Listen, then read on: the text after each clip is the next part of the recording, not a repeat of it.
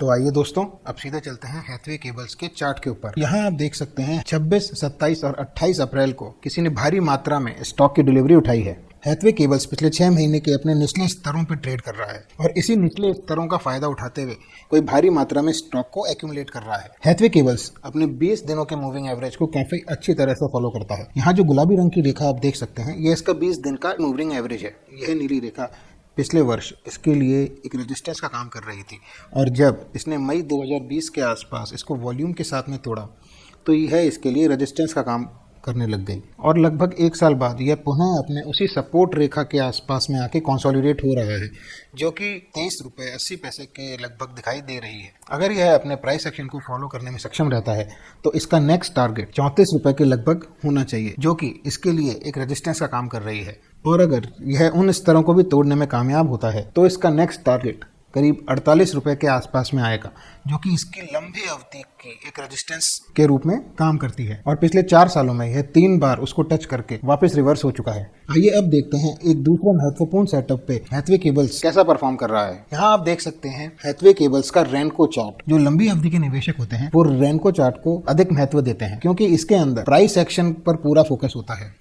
यह बीच के छोटे अप्स एंड डाउन को इग्नोर करता है। और यहाँ आप देख सकते हैं कि रेनको के मुताबिक इसकी जो सपोर्ट लेवल है वो करीब 20 रुपए के आसपास है। हालांकि अभी स्टॉक अपने सपोर्ट लेवल से 2 रुपए ऊपर है, लेकिन पिछले कुछ वर्षों में इस स्टॉक ने अपने सपोर्ट लेवल से कई बार बाउंस लिया है। 1, 2, 3, 4 बार यह अपने सपोर्ट लेवल से बाउंस ले चुका है। अगर यह यहाँ से पलटने में सक्षम रहता है तो इसका नेक्स्ट टारगेट रेनको के मुताबिक 52 रुपए का आता है। अब चलते हैं हम इसकी बैलेंस शीट के ऊपर। इसकी बैलेंस शीट में 2 ऐसे बिंदु हैं जो हमारे लिए बहुत ही महत्वपूर्ण है। हैथवे केबल्स ने अपना जो लॉन्ग टर्म बोरोइंग है उसको इस साल में 0 कर लिया है और इसका मतलब हैथवे केबल्स अब पूर्णतया डेब्ट फ्री हो चुकी है। यह कंपनी और निवेशकों के लिए एक बहुत ही पॉजिटिव न्यूज है। दूसरी महत्वपूर्ण बात इसके शेयर होल्डिंग पैटर्न के ऊपर है। अगर हम ध्यान से देखें तो प्रमोटर ग्रुप का हिस्सा दिसंबर 2020 में 94% था, जो कि मार्च 2021 में 86.61% रह गया है। यह डेटा बहुत महत्वपूर्ण है क्योंकि सामान्य तौर पर किसी भी पब्लिक कंपनी में प्रमोटर का हिस्सा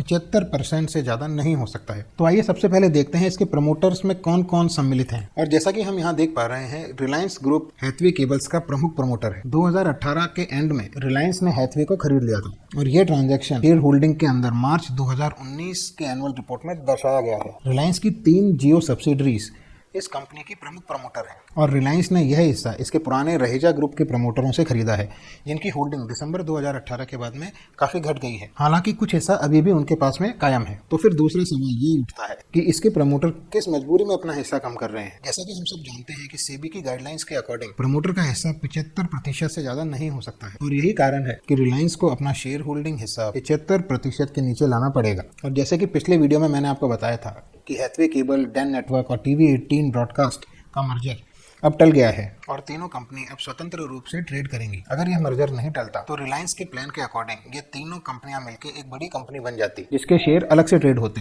या फिर हो सकता है कि रिलायंस उसको प्राइवेट कंपनी में तब्दील कर देती। परंतु अब रिलायंस की यह मजबूरी है कि उसको तीनों कंपनियों में अपना हिस्सा 75% के नीचे रखना पड़ेगा। हालांकि इसके लिए कंपनी को 1 साल का समय दिया है, लेकिन रिलायंस के लिए यह अवधि कुछ ही महीनों में समाप्त हो रही है और इसीलिए रिलायंस को हैथवे केबल में अपना हिस्सा 86.61 से घटाकर 75% पे लाना पड़ेगा। और इसका सीधा सा अर्थ है कि रिलायंस को शेयर होल्डिंग में अपना 11.61% हिस्सा कम करना पड़ेगा। तो अगर रिलायंस इतनी बड़ी क्वांटिटी में अपना हिस्सा बेच रहा है तो खरीदार कौन है? इसके लिए हम देखते हैं एफआईआई और डीआईआईस का डेटा। एफआईआईस की होल्डिंग दिसंबर 2020 के बाद मार्च 2021 में बढ़ गई है। उसी तरह डीआईआईस जो 1% से भी कम होल्ड कर रहे थे, उनका हिस्सा भी 5% से ऊपर हो गया है। इसमें कोई आश्चर्य की बात नहीं है कि हैथवे केबल्स जैसे जेम स्टॉक में बड़े निवेशकों का काफी पैसा लगा हुआ है और रिटेल निवेशकों के पास में 5% से भी कम होल्डिंग है। तो ये था मार्च 2021 तक का शेयर होल्डिंग पैटर्न। आइए अब देखते हैं अप्रैल 2021 में क्या हुआ। तो यहाँ आप देख सकते हैं हैथवे केबल्स का पिछले 1 महीने का डिलीवरी वॉल्यूम, और जो डिलीवरी वॉल्यूम हमने चार्ट में देखा था